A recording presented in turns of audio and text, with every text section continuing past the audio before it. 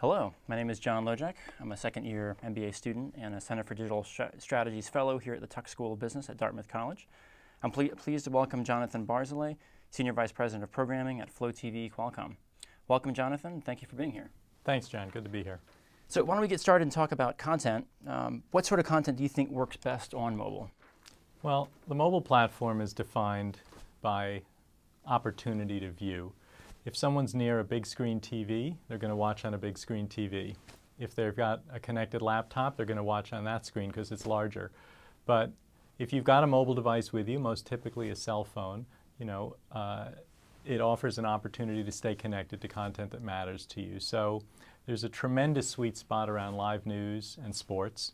In our viewership at FLO TV, we see huge spikes around events like the presidential inauguration, the Michael Jackson memorial service, breaking news, breaking weather, and also live sporting events, particularly ones that are high profile and in real time, sudden death sort of situations. So the US Open golf tournament a couple of years ago, where there was a 5th round playoff between Tiger Woods and a guy named Rocco Mediate, that actually happened on a Monday, and people were at work, and that set all kinds of viewership records for us. Similarly, when you've got a highly matched college football matchup, same sort of thing. Another viewing pattern that we see an awful lot of is animation and kids programming doing exceptionally well. Some of that may be parents using the mobile device as a way to distract their kids while they're out doing something else. Some of it may simply be that kids are so tech savvy and so able to manipulate that. We also see an over-indexing of general news consumption, and over-indexing, I would say, of kids programming compared to linear TV. So on live, there's definitely sort of a moat around that. That's a unique experience that I think people are always going to want to be there, and it's very hard to kind of degrade the excitement that people feel for that. In addition, comedy does well. It always does well, whether that's on demand or just something that's in the linear stream. Mm-hmm. So FLO TV made a big splash at the Super Bowl. 2 ads. One of them was very highly rated. We also saw Vizio advertising internet widgets for the first time on TV. Last year there was Hulu. This year we had TV.com. A plethora of these internet-based and over-the-top providers. Is that an indication that the market is really moving, that consumers are starting to adopt ways of watching TV beyond traditional linear TV in the home? Well, for us at FLO TV, the Super Bowl was a chance to basically put down our marker and say, hello world, here we are, right? Because we're a new business, and even though we offer a compelling product, the big challenge for us is awareness, making people aware that we're out there. So we took a couple of clear use case scenarios where our product might be used and kind of crafted storylines around that. And we also did, I think you're referencing this sort of more iconic brand image spot that was done with will.i.am remixing the Who song My Generation.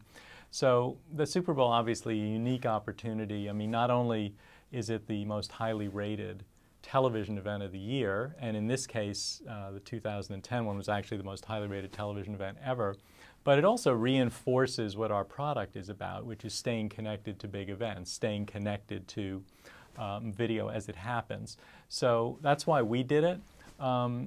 TV.com, I happen to know because I used to work at CBS Interactive, is owned by CBS, so I don't know if that was actually a paid-for ad so much as it was a use of CBS promo time to kind of platform one of their side businesses.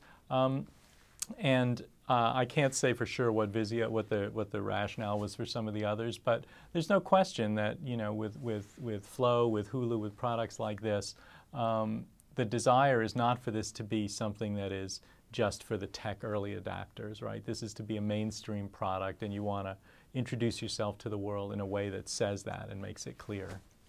Mm-hmm. So speaking of options and consumer adoptions, consumers today have an increasing number of screens to pick from. Smartphones, netbooks, now we've got e-readers and pads out. Do you think this is a trend that will continue and consumers will look to have content anywhere, anytime, any device, or will we eventually see convergence, again, back to individual platforms that work best for consumers? Yeah, it's a very hard question, obviously, to answer because you're trying to anticipate consumer behavior. Lots and lots of products are released each year. Most of them do not catch on. A few of them do. I think in a general sense, you know, linear television on a large screen has continued to grow, notwithstanding all the inroads that are being made and all the assaults that are being made by other devices, right? The number of minutes that people watch television per day in their homes has actually risen. So I think there's always going to be a place for the big screen experience.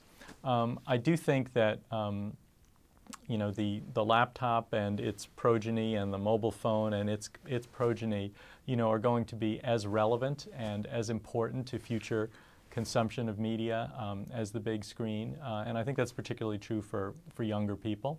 And I think, you know, it isn't only video content that's going to be true for, right? I mean, the Kindle obviously demonstrated that books are something that can live in this sort of a virtual page, and the iPad, which is just announced but has not really made a content offering yet, is going to change things as well.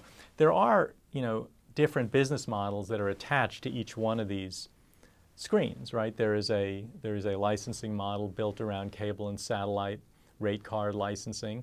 There is a different model around content on laptops, whether that's ESPN 360 or similar products.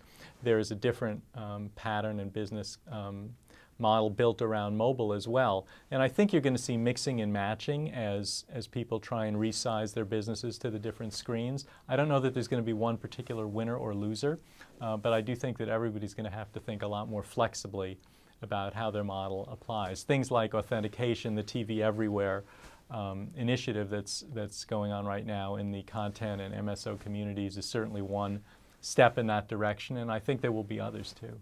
Mm-hmm. Can you foresee a world where consumers eventually cut the cord to traditional pay TV and everything becomes a function of mobility? I don't think so. I think there are people who, for whom that's the right choice. There may be people, students, for whom that's the right choice on a lifestyle basis, just in the same way that many people today no longer have landline phones, just their mobile phones. And I think as well, you know, there's an appeal to doing something like subscribing to FLO TV at a lower price point, even if there's less choice and less availability than on a great big MSO menu. So there may be some situations like that as well. But on the whole, I don't think it's true. I mean, on the whole, I think this theory of the best available screen, in which, you know, if you have the option to watch on 42-inch diagonal, you will, and if it's only an option to watch on 11-inch diagonal, you will, and if it's only available to watch on a 3-inch diagonal, well, you'll do that too. I think that's more likely to be the case, and you know, we talked just a minute ago about the TV Everywhere initiative. There'll be greater cross-pollination among the screens and maybe simplification of billing relationships, but I don't think in mass people are going to be cutting any cable cords soon. Mm-hmm.